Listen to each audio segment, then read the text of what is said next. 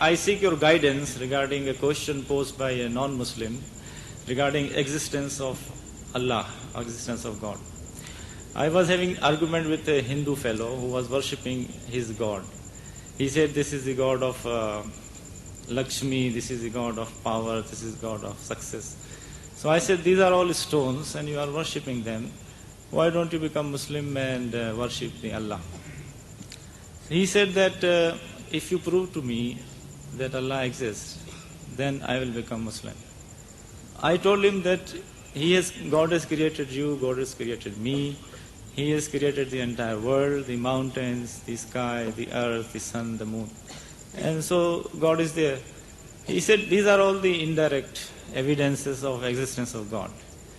He said if you give me some direct evidence of existence of God, then I will become Muslim. I told him that okay, if you are not convinced with this, then you tell me what is the direct evidence of God, existence of God. Then he said I don't have, that's why I am worshipping these gods, so many gods. So I seek your guidance in this connection. What should I tell him now? You see, it depends upon the capacity of the individual. Everyone, you haven't got a pet set line of arguments, debates. The person, what are his capacities, understanding? With regards to the existence of God, the very simplest of thing is, it says God exists because we exist. Allah tells us in the Holy Quran a line of approach. He says, كَيْفَ تَكْفُرُونَ بِاللَّهِ? How can you not believe in Allah? See, if this man is an educated man, really educated, not just, a fellow who's passed class 1, 2 or 3 and he can speak English, but really he's got some sense in him. He's reasoning with us, Allah is reasoning with us. Say, كَيْفَ تَكْفُرُونَ بِاللَّهِ? How can you not believe in Allah? وَكُنْتُمْ أَمْوَاتًا. Seeing that you were non-existent, you were dead, non-existent. فَأَحْيَاكُمْ, and you brought you into being. ثُمَّ يُمِيتُكُمْ, and He will cause you to die. ثُمَّ يُحْيِيكُمْ, and He will bring you back to life again. ثُمَّ إِلَيْهِ تُرْجَعُونَ, and to Him will be your return. So he's setting a thought process. Think back. If this man has got sense, he says think back, man. Today we are having what is called a population explosion. We are on the world today about 5 billion people.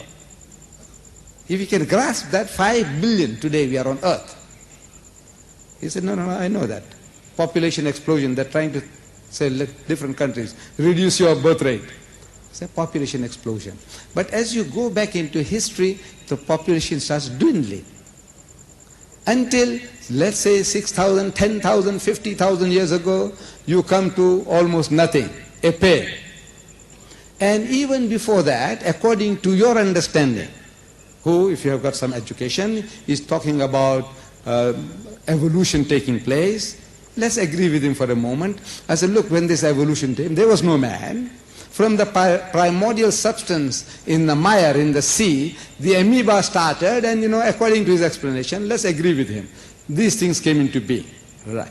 Man came into being, and the elephant and the snake and the flea, everything came from that primordial substance. I said, yes. Before that, you say that the earth was a molten mass. Nothing, no life, no plants, no animal, nothing. I say, yes. He agrees with you. That's what they say. You're only using his knowledge, what he knows. If he knows, now you can talk to him. So look, there was nothing. Say, how did life come? Where did it come from? So he said, well, it just came like that. He says, what? You explain how it started. A group of amoeba, protoplasm, they thought for themselves that now we will collate and break up and collate and eventually will make ourselves into an elephant. Huh? Is that what they did? This another group said, I will make myself into a gorilla. Another one said, I'll make myself into a monkey. Another one said, I'll make myself into a chimpanzee. Another one said, I'll make myself into a donkey. Another one said, I'll make myself into a pig. Come on, tell me now. They thought out all these things.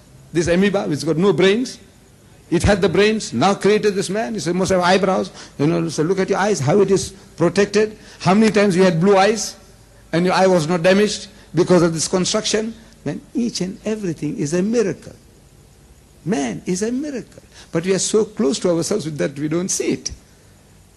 Ask the doctor, the biologist, the physiologist, and man, you start speaking about the heart, the lungs, the kidneys, each and every, their fingernails. Your teeth. When you go to the dentist and you go and see the diagrams of the teeth what it consists of. Each and everything is a miracle. You thought it out? That amoeba thought it out? He said, yes. He said, look, you are the most superstitious guy on earth. Any little thing you see, you say somebody made it. This little pin, I have a pin here. This one has a big head. I don't know whether you can see it from there. I said, it came by itself. He said, no, the guy's mad. Somebody made it. A matchstick. I said, it came by itself. He said, no, somebody made it. Look, if somebody told you it just came by itself, you say, he's mad, he's a lunatic. Nothing can come by itself. Somebody made it. This most complex machine, it came by itself. It thought out for itself everything, what you're doing about yourself. Each and every little thing about him, in the eardrums, the balance, that I can keep on standing here, not fall down, I'm straight.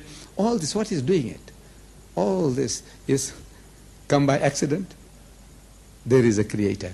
The only thing is in the concept. You see, he's worshipping men and monkeys, elephants and snakes, and he wants to justify that. See, it's the concept. Reason with him, but of course, as I said, now it depends upon his background and experience. I can't just give you a pat answer. Say, look, just tell him this, and he'll be satisfied. You got to find out from him, like suppose now I had a chance of meeting the fellow, and as soon as he starts opening his mouth, I said, what is this, man? So everybody, you have to deal with them individually, according to the background and experience. And there is a tape available, you might enjoy it, tape available from Hinduism to Islam.